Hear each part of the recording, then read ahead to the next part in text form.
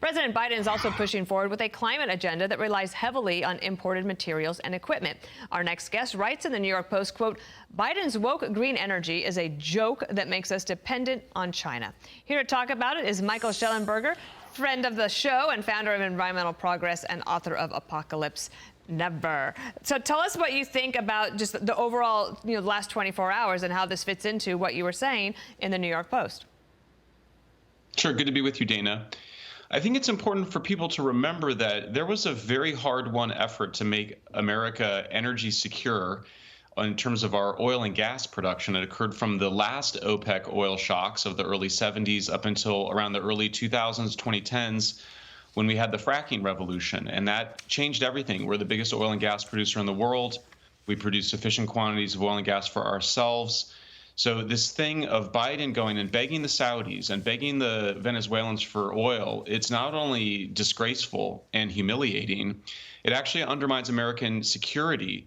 There's no need for it. He just needs to increase oil and gas production, and he could do that himself. He has given out fewer leases for oil and gas drilling than any president since World War II. And people sometimes say, well, don't the oil and gas companies already have a bunch of leases? They need more leases. They want more leases. American oil and gas companies would like to produce more oil and gas for ourselves.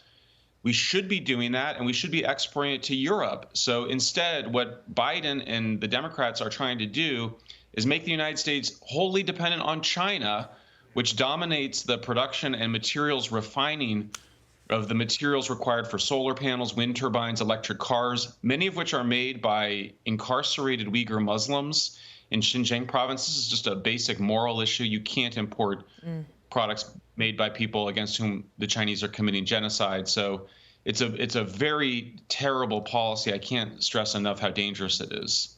Michael, it's Dagan McDowell. The rare earth materials also come from places like Indonesia for nickel, and the lithium triangle, which is in South America, as two examples of ceding power and prosperity to other nations with this green agenda. But even over in Europe, they have partially conceded that they need nuclear power, and they have come out and said that, yes, natural gas is actually a green form of energy, but not here. Well, yeah, I mean, it's part of the problem is that we're in a much better position than Europe. Europe is in a very bad way. Half of their steel and other materials production is shut down because of high electricity prices, because of the lack of natural gas. Fertilizer production has come down by 70%. Ironically, the United States could end up benefiting from this by bringing a lot of those industries to the United States, but we've had a historic obligation to protect our friends in Europe. So they've been begging us. The Europeans have been coming here and begging us to produce more oil and gas for them, and they're not doing it because Biden is beholden to, frankly, a very radical, woke, green, elitist base in the Democratic Party.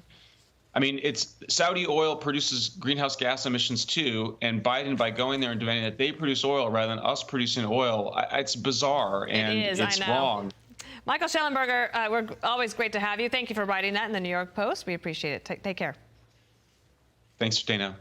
I'm Steve Doocy. I'm Brian Kilmeade. And I'm Ainsley Earhart. And click here to subscribe to the Fox News YouTube page to catch our hottest interviews and most compelling analysis.